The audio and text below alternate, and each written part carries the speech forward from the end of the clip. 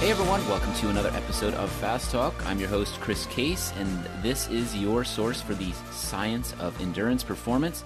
Today's guest coach is Alec Donahue. Welcome to the program, Alec. Thank you very much.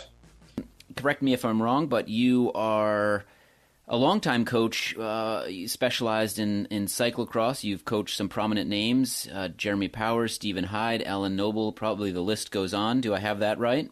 Correct, yes. As a coach, I know you've been working as a coach, as a race promoter, as many things, but give us a sense of your coaching philosophy and methodology, if you would. So I am a biologist. That's what I went to school for. I am undergrad, but so what I started to find is that the deeper I got into kind of lab research with everything is there was a big disconnect to actual human performance. So I was always picking out the people who were smart enough to wade through all of the pertinent literature, but knew what was minutia that was not applicable to actual high performance.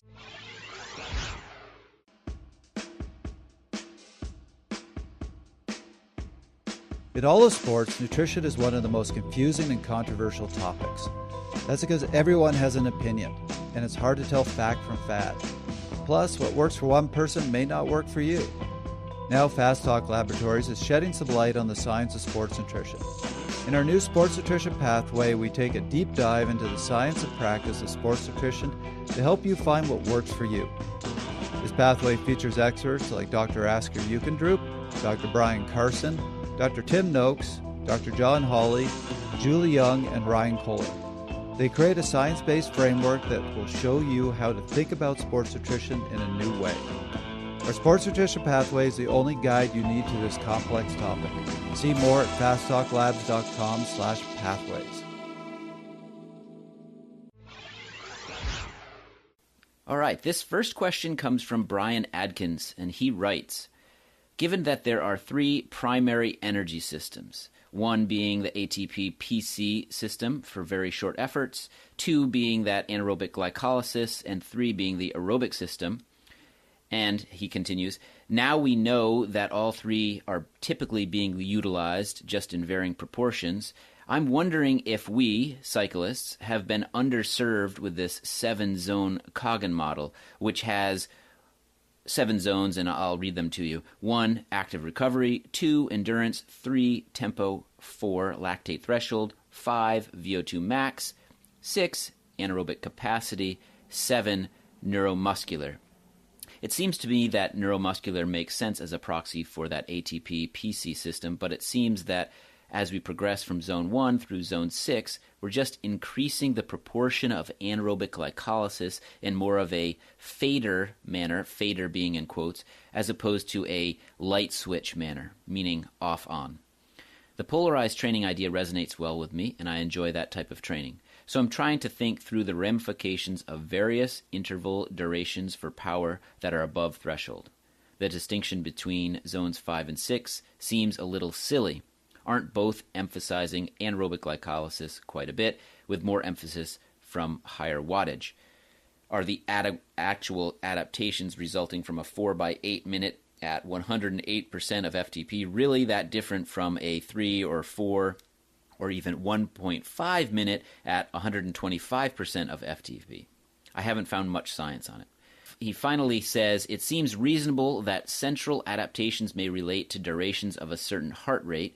For example, 8-minute intervals averaging 90% heart rate max seem important from Seiler, but what about the muscular adaptations and how they vary in these higher zones? So, a lot to unpack there. And a long question. Hopefully listeners out there are familiar with Coggan's 7 zones. But if they're not, there are lots of zone systems out there. We've discussed zone systems on the program before. Alec, I'll start with you. How would you initially respond here to Brian? Are we being duped somewhat by zones, or do you have a different take on things? We are being duped by zones, but they are very workable. And so I think the whole thing with coaching and training is we have to have a somewhat common language to try to achieve roughly the same thing. So it's they work, but why they're working and like how you apply, like even like zone 2 is like, that's a big zone. And like, if you're doing 45 minutes or 6 hours, like you can totally mess up a workout in zone 2 by like using the wrong end based on the duration you're doing. And like, every zone has a bucket load of caveats that you need to take into account when you're applying them. And, like your carbohydrate status, the temperature, there's like so many things, like there's a lot of, things that will be conditional with each effort. So there are no partitions. If that, that part of the question is like, clearly there are no partitions, and like definitely the fader kind of concept makes more sense. I think most people are on that page where we aren't binary on and off. It's the systems are being used at different proportions as you go harder. Ryan, I know you had some thoughts here. What do you think? What's your take on this? The fader sort of insight that Brian had really resonated, because even here in the lab when I'm testing people, there are a number of athletes that come in thinking it is this on-off switch. So it's a good opportunity to get them to understand that there is this progressive change. And I really focus, because of that, I focus very heavily on those three main zones that would fall within the Dr. Seiler kind of methodology there. But then also just explaining, how those other zones, where they fall within that structure. And I think that it seems like that's very understandable for people once they know it's not this on-off switch. And then when we talk about more ranges in there, more zones, then I sort of look at those as helping to inform, more of what's the purpose of the workout, what should the feel be, and thinking more about that specificity for your events or different races. I actually received this question and I wrote a really lengthy answer to it, and I'm still not sure I unpacked everything in the question. There's a lot here and a lot of good stuff. So I'll touch on a couple of the points. One, and we talked about this in a previous episode not all that long ago, about how we're always talking about training energy systems, and you'll hear other coaches use that. You'll hear physiologists use that. It is a bit of a misnomer. He is right. There's really three ways in which our bodies can produce energy. So if we were literally just trying to train energy systems, it's really actually not that complicated. When we talk about training energy systems, we're talking about a lot more than that. And I've actually thought at some time, should we be talking about training energy systems, or maybe use a term like homeostatic systems? Because really what happens when you are racing, when you're going hard, when you're doing a threshold effort, whatever sort of effort you're doing, really all your body's trying to do is maintain homeostasis. And the definition for me of fatigue is the point when your body can no longer maintain homeostasis. And there's a whole lot of ways in which you can lose homeostasis. And those are all the different things that we're trying to train. So we're talking about lactate clearance, pH homeostasis, muscular calcium homeostasis, cardiovascular drift. I could give you a list of 50 different things. And we just use this term energy systems as shorthand to describe all these things. But I did feel I needed to address that with this question, because we might have given some people the wrong impression that we're literally, when we're talking about training energy systems, just talking about these three things. And that's not the case.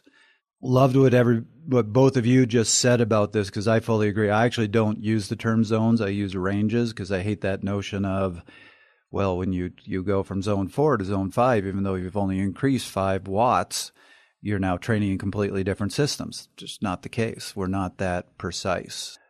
I agree there's some ways in which zones are duping us, but I do think there is a lot behind it. And the most important to me is really seeing how effective training is being done, and finding those, when you're doing this type of work to target these sorts of systems, here's about the range that you're going to work in, or if you want to use the term zone, here's the zone you're going to work in.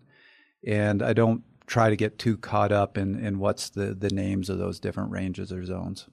I'm getting more away from threshold determining zones, because it's kind of just not the way bodies really work. So like, every zone pivoting off threshold is not really working for me. And it's a way I've felt for a while, but I'm learning more and more why that kind of is backed up by the differences in people's physiology, which like clients don't like, you don't need to get into the weeds that deep with them quite yet. As, the teachers of this stuff, it's like, I want to like let people know what's critical to make their training better. But like, I think throwing new stuff at people every like year is just like so confusing that like, I don't want to get in like the kind of scientific battle that like the poor athletes are stuck like, wait, you said this 2 years ago and now you're saying this. And like this other person is saying this, like the information more, I think is just so hard for athletes. But yeah, like the main, like I'm using less terminology that focuses on 5 minute is based on X% of threshold. I agree 100% with you. And I think some of that's just because we didn't have the tools 20 years ago that we have now. The one thing that we really could measure was threshold. So they had to come up with approximates based on percent of threshold, but there's no reason to do that anymore. Yeah. And I think I'm saying the same thing as you, and I agree 100% that I do like it when the ranges or zones are based on physiological points. It's one of the reasons I really like Dr. Seiler's 3-zone model, because each zone, there is an actual metabolic event that occurs at the breaking point of each zone. So on his zone models, when you transition from zone 1 to zone 2, that's when you start to see lactate kick up on a lactate curve. That anaerobic threshold, MLSS, whatever term you want to use for it, differentiates his zone 2 and zone 3, and there is a definite change in our physiology at that point. Mm-hmm. I actually found the question really interesting because in the question he says, this distinction between zone 5 and 6 seems a little silly. Aren't both emphasizing anaerobic glycolysis quite a bit?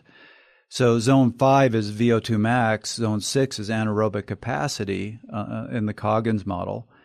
But there is actually a physiological event there. Once you hit your VO2 max, if you go above that, that's the point where heart rate and oxygen consumption can no longer keep up with the work.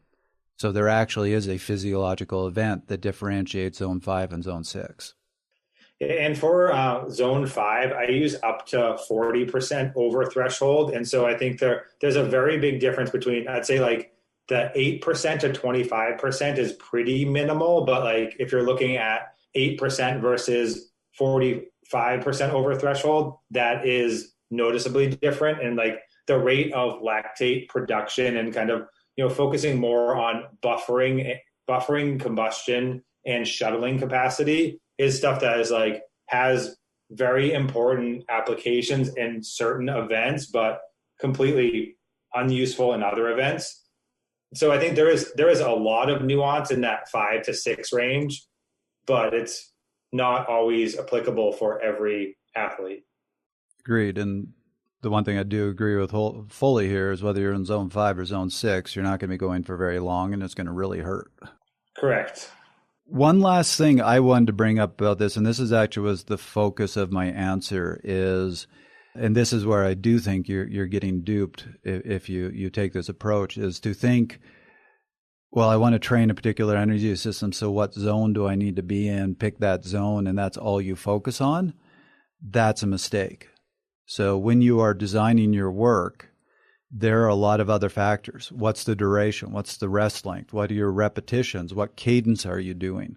Are you on the climb or the flats? There's all these other factors that play in that ultimately help you target a particular energy system. And if you aren't considering all those other factors and just focusing on the zone, no, you're going to get off track. Well, let's turn our attention to perhaps a bit lighter subject. This question comes from Eric. He's in Somerville, Mass, and he writes, given the beer and bike culture, I would be very interested in knowing if there are any performance or recovery effects of alcohol use. Is this a question worth answering? Alec, what are your thoughts here? Dosage is key in this. Ah, yes, dosage. Explain dosage when it comes to beer.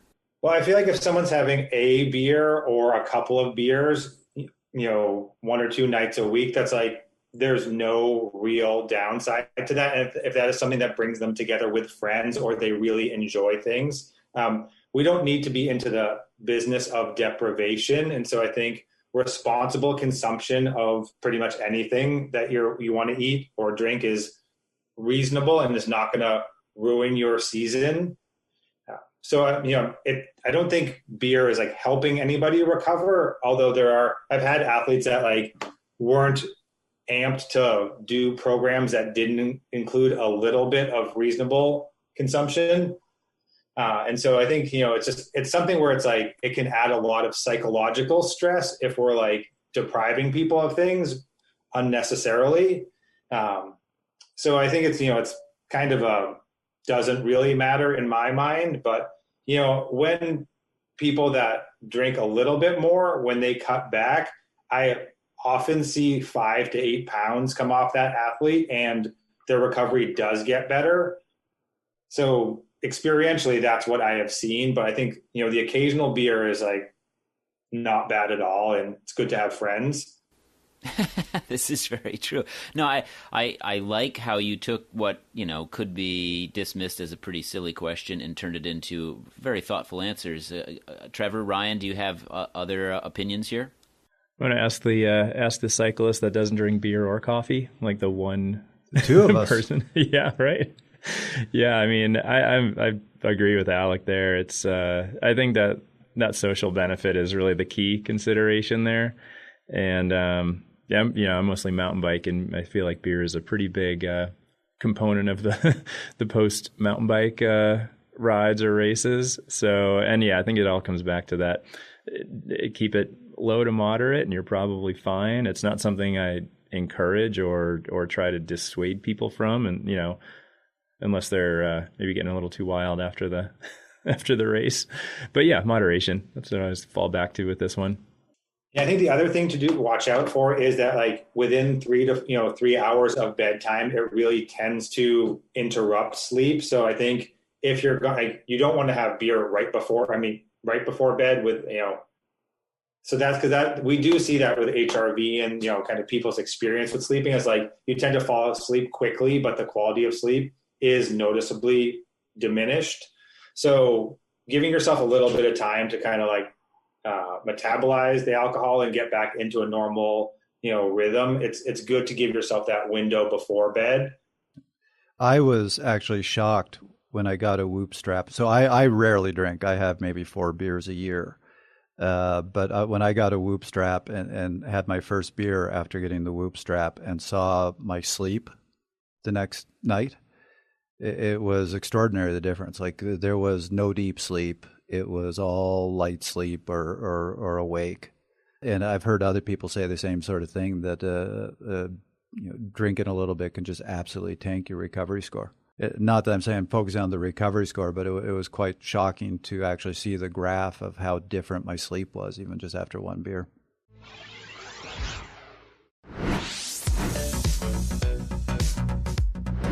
Hey, I'm Ryan Kohler, head coach and physiologist at Fast Talk Laboratories. And I'm Trevor Connor, CEO of Fast Talk Labs. Between the two of us, Ryan and I have over 40 years of coaching and clinical experience. From juniors to masters, national level athletes to club riders. Our team at Fast Talk Laboratories is pleased to offer new solutions and services. Now you can get the same guidance and testing available to athletes at national performance centers. No matter where you live or train, our virtual performance center can be your support network to get faster, to get answers, and to get more enjoyment from your sport. Schedule a free consult. We'll discuss your background and recommend a path forward. Book a coaching help session. We'll help you push your thinking and find new opportunities. We can troubleshoot challenges and find solutions. Even if you're working with a coach, we can help support you and your coach by bringing a neutral, science-based perspective to your training. Schedule inside testing you can do from anywhere in the world. We can reveal incredible insights into your personal physiology and strengths as an athlete, plus next steps to improve your performance. Improve your nutrition with a consultation tailored to your needs. Or create a personal race day nutrition plan. We can even help you with workouts and skills. We offer in-person and virtual sessions to guide key workouts or improve technique. Fast Talk Laboratories is here for you, wherever you are. See how we can help at fasttalklabs.com/solutions.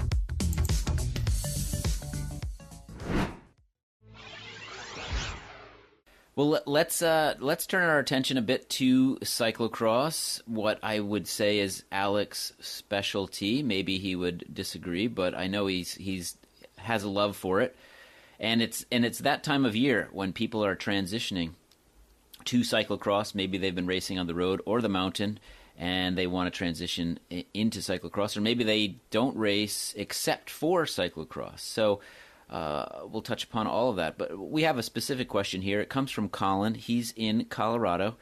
He writes, I've been racing marathon mountain bike and 100-mile gravel races this year with large volume and significant work around LBP, or lactate balance point, and SST, or sweet spot training, to create high CTL numbers. For me, that's around 95. What strategies should I employ to transition summer fitness to cyclocross specificity? Should I continue high volume in a polarized fashion while the weather is nice, while focusing on VO2 max and anaerobic capacity work during intervals? Is there value in still hitting SST or FTP in my lead up? Alec, we'll start with you. This is where I might lose some friends, but I am not a very big believer in SST, especially for cross. It tends to really mute people's glycolytic capacity, and it makes them, you get very good at doing steady work, which you will never encounter in cyclocross, really. And so dropping your CTL, which is another place where I could digress for a long time, which I'm not a big CTL believer. It tends to lead athletes down the wrong path as far as valuing recovery. And so I think with an athlete like this, which I have plenty of, we really have to focus on, you do maintenance zone 2, but really need to get glycolytic capacity much, much higher. And so focusing on those kind of short, hard efforts, things like 40-20s or, VO2, yes, but with this person needing such a big VLA shift that it's like they really need to stay away from things that suppress VLA and focus on, high carbohydrate diet and really like very high glycolytic flux rate efforts. Can you give an example of that? That's where just riding a cross course is really good. And it's a cross course where you want to have very polarized efforts where you can hit it, hit the power very hard for probably 5 to 20 seconds. And then between those efforts, you have technical sections or places where you can coast. And so the opposite of steady state work is what you want to look at. And so with somebody like this, we would want to test to see how low their VLA is and how hard we have to push this. And if someone is extremely low, I would do more standalone, rested, short, hard efforts. But if someone's pretty close, this is where you could push those the high glycolytic rate efforts into a block, a 10-minute block or even 15-minute block. But I think once you start to do that kind of the longer intermittent block, you're going to get less of an extreme movement in your VLA. And I think, making sure that they pull back on hard, steady state efforts is one of the, major points, because you're trying to not reinforce where you're stuck. I couldn't agree more with everything you're saying. In terms of the efforts, I think sweet spot's not going to help you at all for cross. If you're any of our listeners, if you're a road cyclist getting into cross and trying to figure out how to do the training, I would say the closest thing in road cycling to the fitness you need for cyclocross would be a crit. So it's that going through corners, going through technical parts, and then coming out hard. It's a lot of hard efforts, and points where you're not pedaling at all. There are some racers who just try to get out solo, and then it's more like a time trial. But again, you're not sweet spot. This is a sub-hour race for most people. You're going to be at threshold or higher. So you want that high intensity. And I love that you said don't focus on the CTL. Because the other thing to remember is in cross, because of the types of efforts and because you're getting off of your bike and doing a lot of running, if you are training right, and especially if you did a road season, you're now going into cross, your CTL is going to tank, because remember, CTL is based on training stress score from each ride, and you're not going to get an accurate training stress score for your cross races because of you're killing yourself when you're running, but you're not accumulating any TSS according to your bike computer. So yeah, where the question comes in, where he's talking about doing sweet spot training to create high CTL numbers, it just seems that initially has me concerned with an athlete that already has that high focus. So in terms of anything to add, I think strategies to employ to transition to cyclocross is mentally get yourself ready to see a drop in CTL. If that's something you can't handle, then that's gonna affect your season. I think, yeah, like Trevor and Alex said, the training and the everything that you should be doing on the bike is spot on. And I think the only other thing I can add is that mental piece to say, hey, can I handle seeing my CTL drop? Just to give you an example, so I have a cross athlete I'm coaching who does a road season as well, but he's more a cross rider. In the spring during the road season, we'll get his CTL up in the 115, 120 range. During the cross season, we have him down around probably 70. Alec, I know you sort of said you could talk for hours about CTL here, and we have been doing this recently quite a bit, sort of picking on CTL. From your very extensive background working with cross athletes, is CTL even a thing for you? It is not. Tell us a little bit more. Because there are too many external variables from, like, was this ride on the second day? Were you depleted in carbohydrates? Was the temperature hot? Did you race, 3 days before? None of those factors are reflected in CTL. So when I have athletes trying to chase a certain number, they stop listening to their body. And so I love a lot of these smart devices coming out, but I need people to still think. And, some of the best racers that I've still ever worked with were, an older generation where people actually knew how to go hard on the courses at the right points. And they used their brains more and weren't data driven is good, but you can't replace thinking with just looking at the numbers. And so CTL is kind of the thing that really exemplifies that for me is like, we can look to see how much have you been riding, and looking at like time and zone is more interesting to me.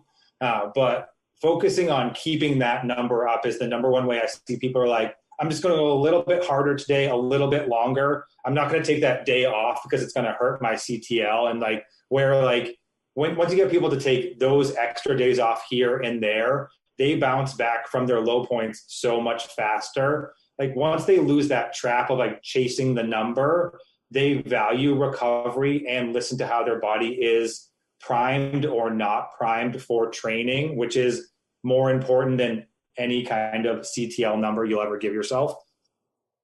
I bet that's music to your ears, Trevor. Yeah. Well, I don't know if you agree with this, but the other thing I'll point out is remember the cross season is for most of us, a short season, maybe a couple months. And you're often racing every weekend, sometimes twice every weekend. So certainly when I take athletes into that part of the season, all we're trying to do is get them ready every weekend to race and also keep them on top of things. If you get fatigued and get behind, it's very hard to recover, come back, and have a good season. Like road season, it's so long. Let's say in middle of May, an athlete's starting to get fatigued. I can go, okay, let's take a couple weeks off, and then we'll rebuild and get you back to racing, and it's fine. You do that in the middle of cross, and you've just missed half the season. So I don't care about CTL during the cross season. It is all about just hopefully we come in with good enough fitness that we can just through racing get you a little stronger, and then it's just every week. It's let's make sure you're ready for the weekend, and let's make sure you never get behind on your recovery. But Alec, how do you feel?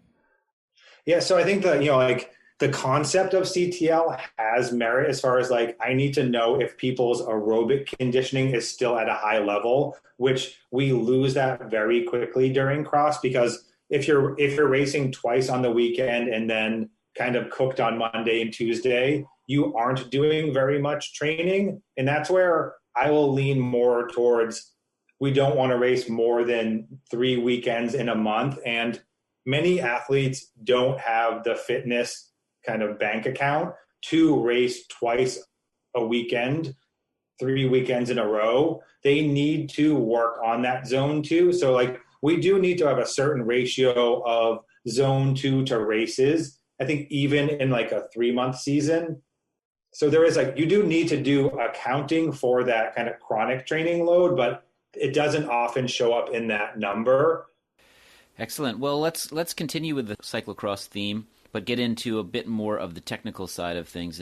We have a question here that came in from Megan. She's over in Westport, Ireland, and she writes, I've heard Katie Compton discuss how she trains a certain cross skill by repeating that same skill over and over again at a faster and faster pace until she is ultimately going faster than even she would in a race, or faster than race pace.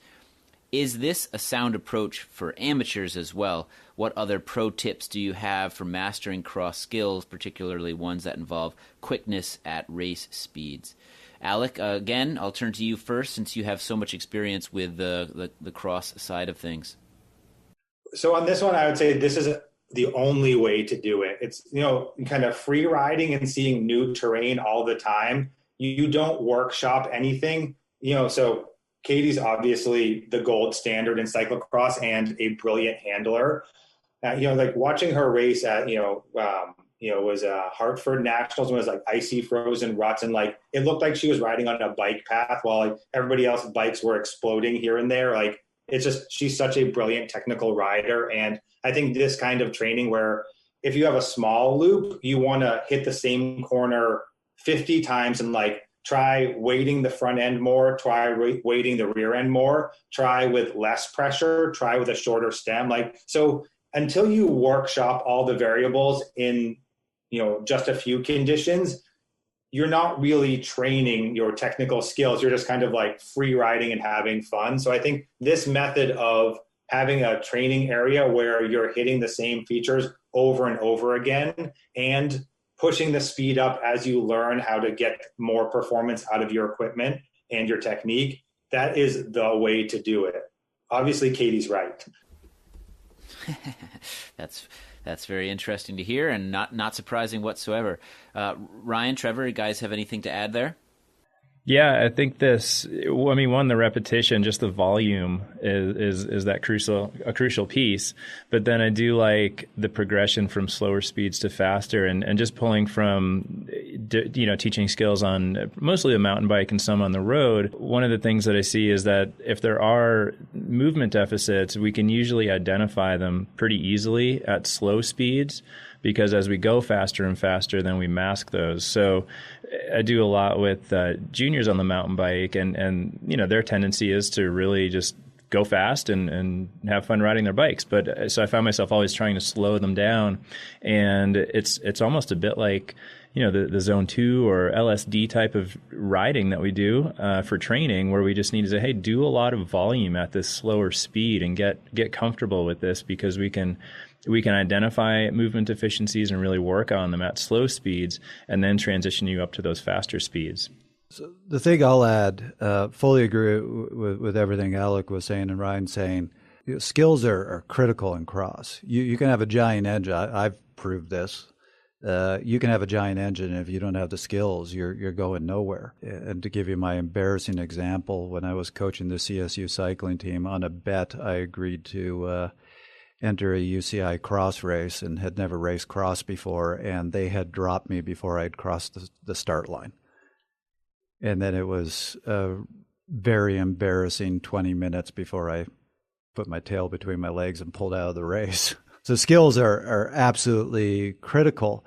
And I think you see that too as a good option with a lot of areas will have a group sort of practice race, or Wednesday Worlds or Tuesday Worlds or whatever day of the week they decide to do it on, and a group will get together and they'll do sort of mock races, and there'll often be some skills involved because they'll set up a course at one park or another.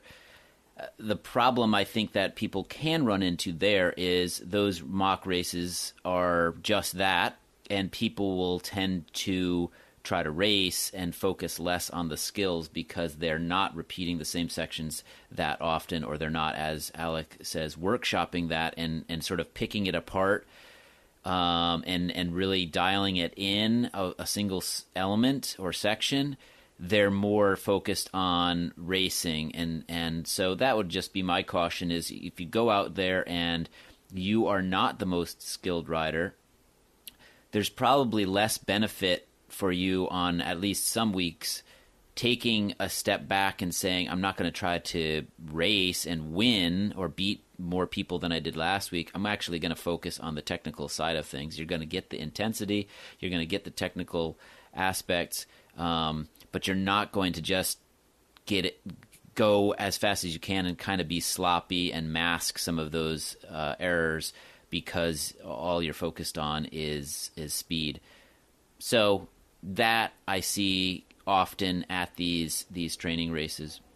Completely agree on that one, because I don't think people really learn during races, and I think that's kind of why we have a very hard time going to Europe and trying to learn those skills during the race, and it doesn't happen. And so I think on every level, that's what we see is you can't process and assimilate new skills when you're at full capacity. And a training session where you're like with some people that can model the correct riding, and then you try to follow them, that with your heart rate down a bit lower is, I think, a very good place to start, or a critical place to start. Is like you have to have a little section you can just ride over and over again where you take a breather once you get tired. And I think the other part is I'll focus on a lot is like your mental state. Is people have, if you're training, doing very good technical training, you probably have about 45 minutes of quality if you're essentially in zone 5 with your brain for these sessions. And because if you're not really checking in with every neuron in your body, you're not seeing what am I feeling through my hands? What am I feeling through my feet? What am I feeling through my saddle area? If you're not processing all of that, it is not deep practice. And so Coyle's whole deep practice thing is, many people do junk practice and kind of just go through the motions, and you're not growing or learning. And so getting into deep practice for this stuff is critical and very uncommon unless you're a good technical rider. And so I think the people that I see get stuck, they kind of go through the motions but never get their brain fully engaged with what they're doing and what they're going to improve or change or try out for the next lap to see if it's going to be better. And so I think that kind of the mental quality of technical practice is the biggest driver for improvement that I see.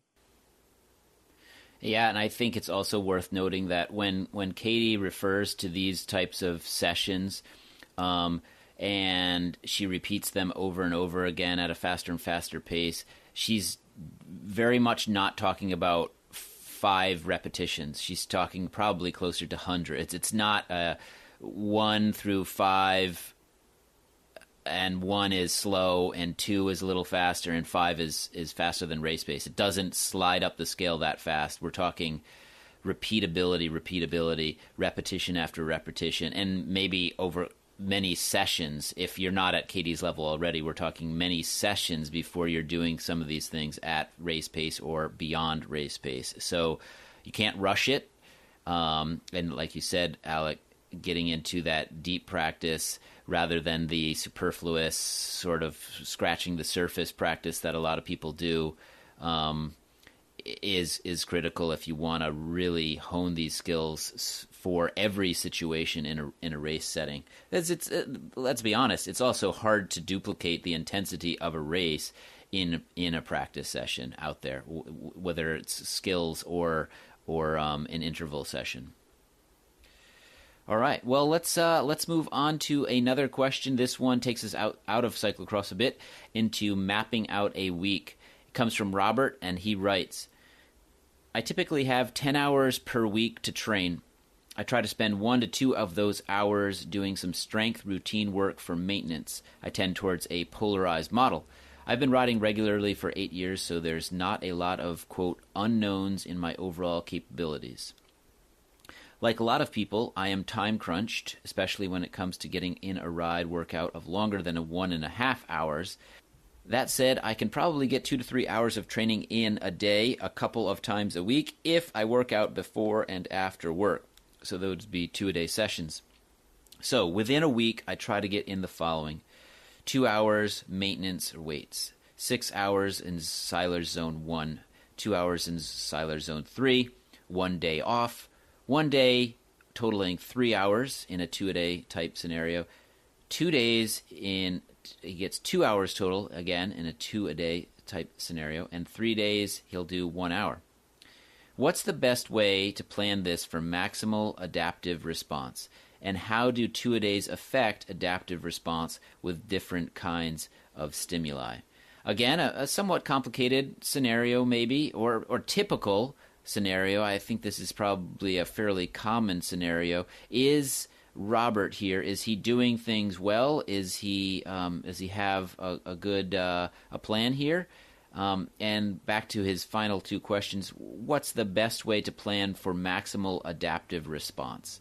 My first question for him is, how much is he sleeping? And so if you're splitting up your workouts into 2-a-days, if you're sleeping enough and supporting it with adequate nutrition, they can have benefits. But usually if you're having to split this day up, at this short duration, it means you're very committed for the rest of your life. And so most likely napping would be better for that second part in an athlete like this. And so age, sleep, and nutrition are these are aspects that I would need to thoughtfully answer this question.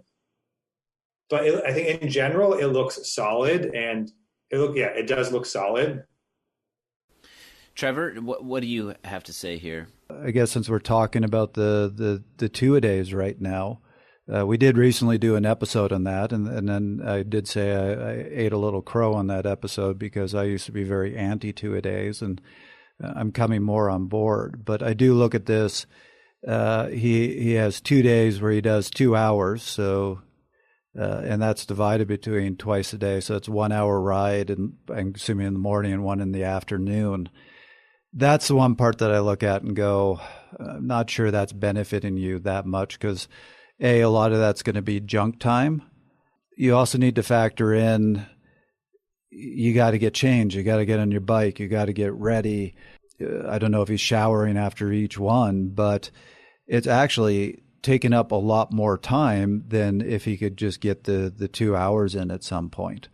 So if he could turn those into just a 2-hour ride once a day, I think that's going to be actually more time efficient and a more productive ride. And that's where, so I think back when I was training in Toronto, what I would do in that case, and this is actually what I do, I often try to get a 2-hour ride in during the week, get up earlier, get on the bike by, say, 6 o'clock, get my 2-hour ride in, just have to shower once. And then in that afternoon where he would have been doing a second ride, I agree with Alex, take a nap, get some recovery. Like Alex said, we would have a lot more questions that come up here, and trying to find what works for this athlete is would take, some back and forth. But, the thing that stuck out to me was that this is broken up into the week, and I think it's easy to just go within that week time frame for these training blocks. So one thing that comes to mind to add for me is, this is another question for the athlete, can we break this up into getting rid of the week microcycle essentially, and just think about days, and can we block up days differently for this athlete to get maybe a better overload, a bigger overload, and try to help that adaptation. And then to Alex's point about sleep, I think we get a little bit stuck sometimes when we're time crunched, and me being a time crunched athlete myself, I totally see where this is coming from. And it's easy to go into that calendar week scenario. But if we can sometimes think about, what do we need to get an overload?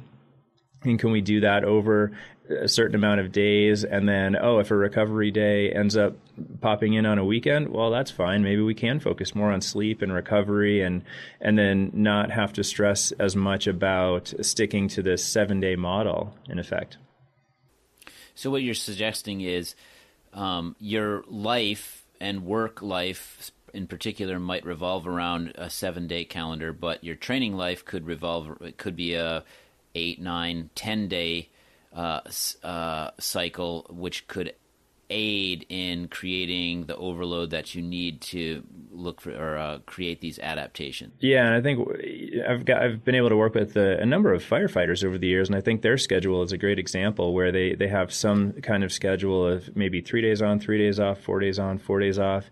And for us, that was really the eye-opening moment for me with coaching, is working with them to say, well, we can't stick to this, because if you have your regular Saturday group ride, well, there's going to be plenty of weeks where you miss it, but we need to adjust around that. And now their 7-day week is now broken up into maybe, 7, 8, 9, or 10-day quote-unquote week. I find that really interesting. This shows you Ryan and I often think a lot alike, because I'm looking at my response, the email that I wrote back, and I cautioned against trying to map out the perfect week and said stop thinking in terms of weeks, and recommended that he think in terms of 2-3 day blocks. So do 2 or 3 days where you build up a little bit of fatigue, and then have a day or two of recovery, and then do your next 2 or 3 day block. And who cares if it starts on a Tuesday, a Wednesday, or a Saturday? Well, yeah, it's often hard to answer questions like this when we don't know everything about the athlete, but I think those were some great suggestions. Alec, it's been a pleasure to have you on Fast Talk this week. Thank you so much for joining us. Thank you for having me. It was a pleasure having you on the show. Thank you. Thank you. That was another episode of Fast Talk. Subscribe to Fast Talk wherever you prefer to find your favorite podcasts, and be sure to leave us a rating and a review. The thoughts and opinions expressed on Fast Talk are those of the individual. As always, we love your feedback. Join the conversation at forums.fasttalklabs.com to discuss each and every episode. Become a member of Fast Talk Laboratories at fasttalklabs.com/join and become a part of our education and coaching community. For Alec Donahue, Trevor Connor, and Ryan Kohler, I'm Chris Case. Thanks for listening.